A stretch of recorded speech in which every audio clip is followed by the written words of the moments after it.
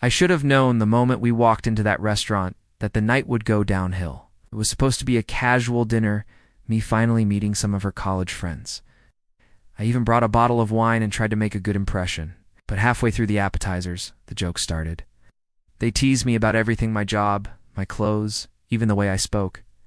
At first I tried to laugh it off. I figured they were just breaking the ice. But then the comments turned mean. "So you're the guy who fixes computers for a living?" One of them sneered. "That's cute," another chimed in. "Yeah, not everyone can handle real careers." My girlfriend Emma just laughed, not nervously, awkwardly. She joined in. "Oh, he's used to it," she said, waving her hand like I was an inside joke. "He's kind of sensitive about being the tech guy, but he means well." That one stung.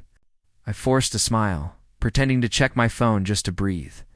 For 2 hours, I sat there like a prop while they mocked me, my boring car, my dad clothes, even the way I pronounced certain words. When we finally left, I was silent the whole ride home. Emma noticed, of course. "You're being weird," she said, unlocking her phone.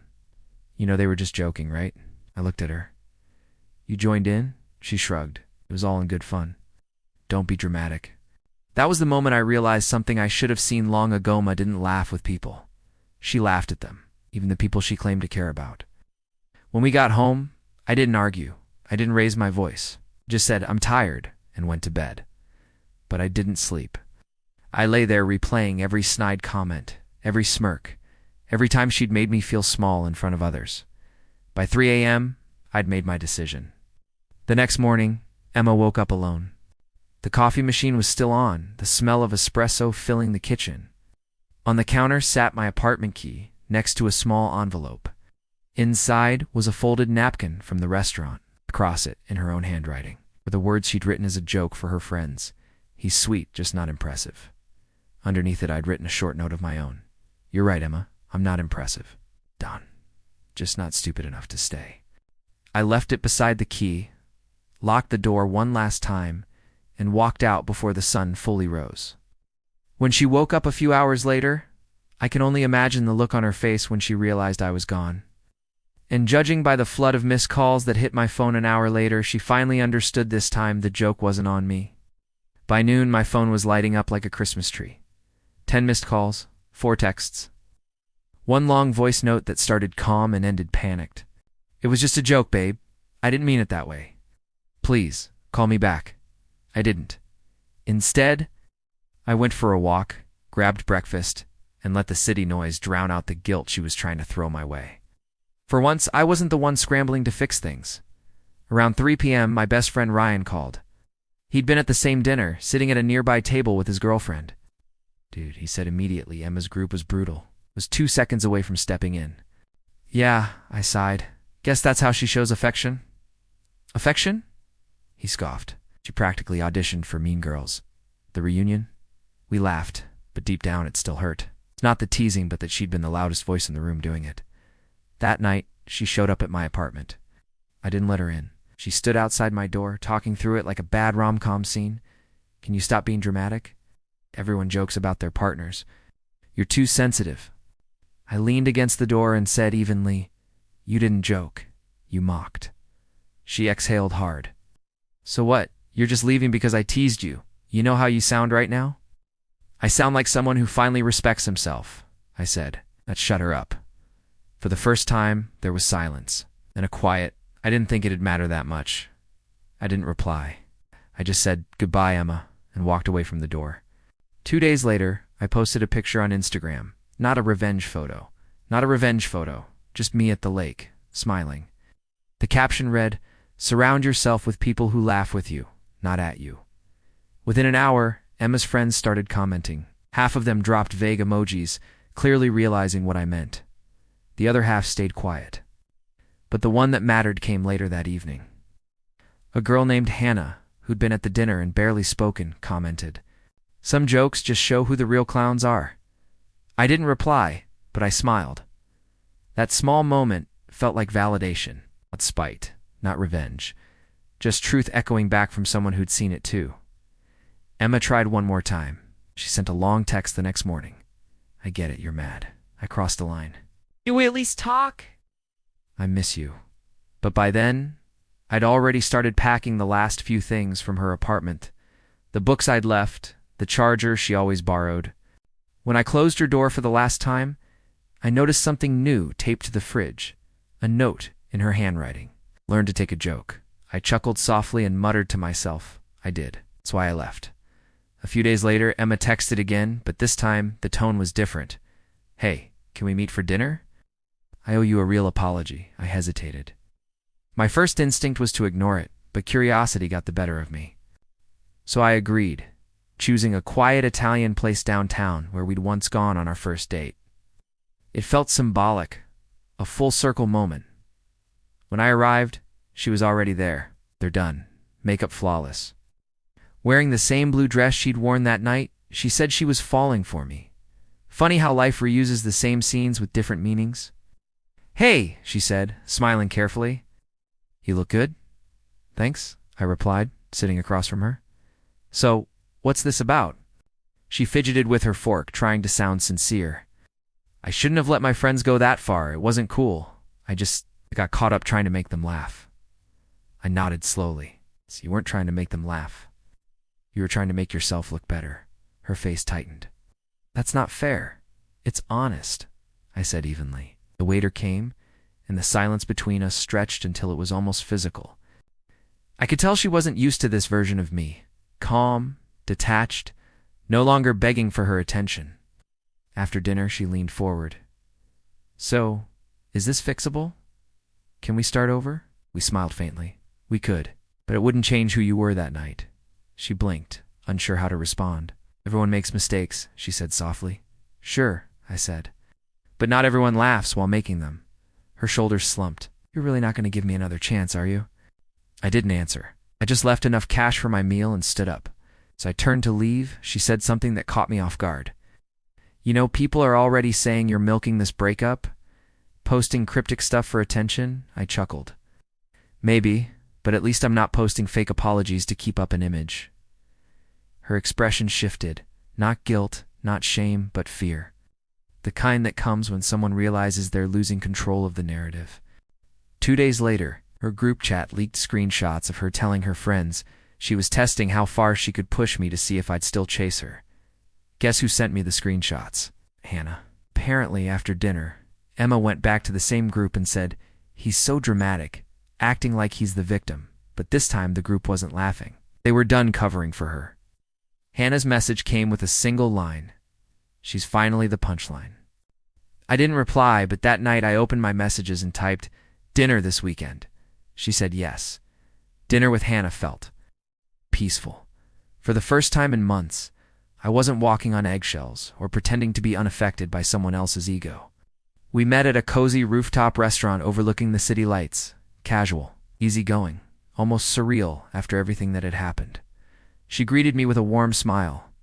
So, you survived Hurricane Emma. I laughed, barely. Thanks for sending those screenshots, by the way, she shrugged. Honestly, I got tired of watching her treat you like a joke. You didn't deserve that. We talked for hours about work, movies, childhood stories, random things that had nothing to do with Emma. But even in the laughter and light conversation, I could sense something else, a quiet understanding between us, built not from bitterness, but from mutual respect. Halfway through dessert, Hannah hesitated. You know she's losing it, right? I raised an eyebrow. Losing it how? She's been blowing up everyone's phone, saying you're trying to make her jealous? That I'm betraying her by talking to you, I sighed. Of course she would twist it into that. Hannah smiled faintly. She doesn't realize that her actions already spoke louder than anything we could ever say that night. I walked Hannah to her car.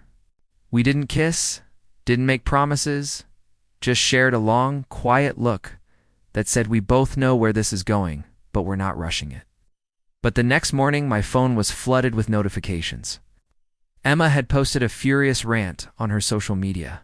Some people can't move on without clinging to my friends. Pathetic. Attached was an old picture of me and Hannah from a group trip, cropped to look like we were closer than we actually were. I didn't comment. I didn't even message her. Instead, I posted a single photo of my dinner plate from the night before, the city lights in the background with the caption, "Sometimes peace tastes better than revenge." The comment section lit up. People pieced together the context instantly. Emma's friends, the same ones who once laughed at me, were now tagging each other, saying things like, "Guess he's doing fine after all."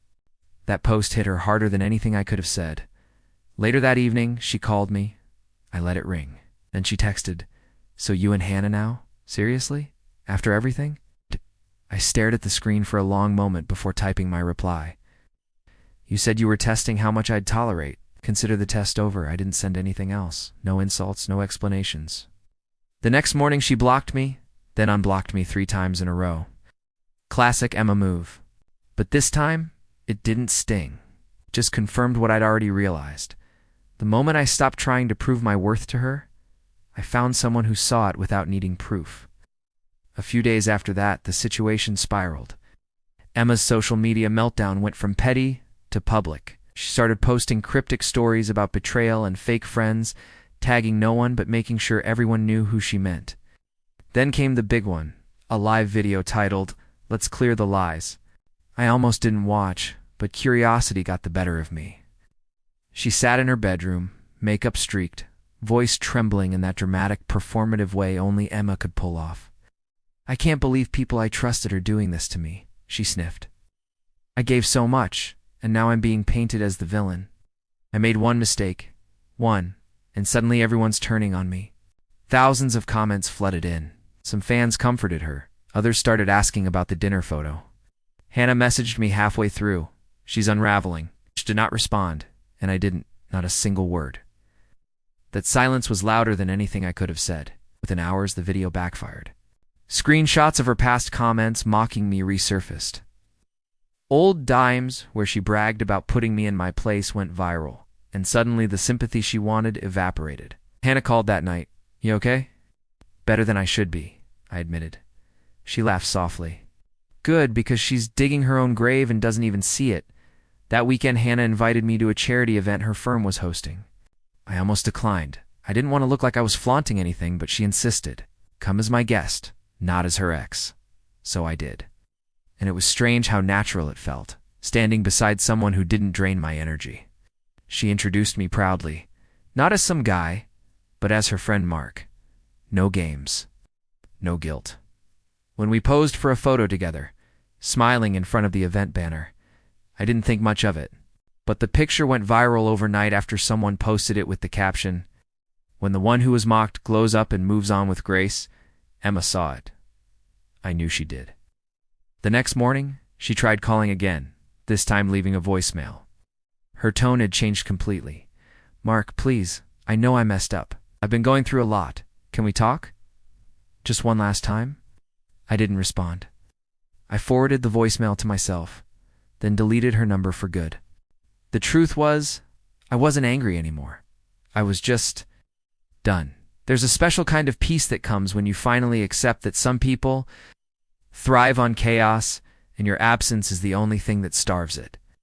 That night, Hannah texted me, "You handled this better than anyone I know." I smiled, setting my phone down. For the first time in a long while, I wasn't living in reaction to someone else's noise. I was building something quieter, steadier, better. A week later, I thought the storm had finally passed. My phone had stopped buzzing. My name wasn't floating around in comment sections anymore. And I'd gone back to a quiet rhythm: work, gym, coffee runs, and the occasional text from Hannah that always seemed to brighten my day. Then one afternoon, I came home to find an envelope taped to my apartment door. No return address. My stomach sank before I even opened it. Inside was a handwritten note. "I know you don't want to hear from me, but please, let me explain. I lost everything, Mark. Sponsors, followers, even my apartment. I never meant for it to go that far. I just wanted to feel special again. You were always too good to me, and I hated myself for it. Please, can we just talk?" No signature, but it didn't need one. I folded it neatly and left it on my counter. I didn't respond. Instead, I took it as one final reminder. Actions echo louder than apologies typed through tears. A few days later, Hannah came over for dinner. It wasn't anything fancy. Pasta, a movie, just two people enjoying something simple. But halfway through the film, she paused it and turned to me. "You know," she said softly, "you don't have to wait for everything to calm down to be happy again." I looked at her, caught off guard. "What do you mean?" She smiled. The kind of smile that felt like sunlight after too long in the dark, I mean. I like you. I've liked you for a while. Even when she was still around, I kept my distance because it wasn't right. But now she shrugged lightly. Now it feels like maybe the timing finally is. For a moment, I didn't know what to say. After everything with Emma, I'd convinced myself I wasn't ready for something new. But looking at Hannah, calm and steady and real, I realized I'd been ready for peace all along. I just hadn't met someone who fit it yet. Ow! So I reached across the couch and took her hand. You know what? Maybe you're right. Her eyes softened. Maybe? Okay, I said with a grin. Definitely. That night, there were no grand declarations, no fireworks, just quiet laughter, shared stories, and the warmth of something genuine beginning to take shape. A month later, Emma's online presence vanished completely. Her accounts were deleted, her videos gone. Mutual friends said she moved back in with her parents and was trying to rebuild privately. I wished her well in silence, because the truth was, she'd taught me something I didn't expect. Sometimes closure doesn't come in a conversation or an apology. It comes when you finally stop waiting for one. As for me and Hannah, well, things grew slowly, naturally. No drama, no manipulation. Just two people learning how to care again. And every time she laughed at one of my bad jokes or fell asleep next to me on the couch, I thought about that night Emma texted. Wow, you really can't take a joke. She was right. I couldn't, because life stopped being one the moment I decided I deserved better than being the punchline. If you've made it this far, go ahead and hit the like button, subscribe, and share your thoughts in the comments.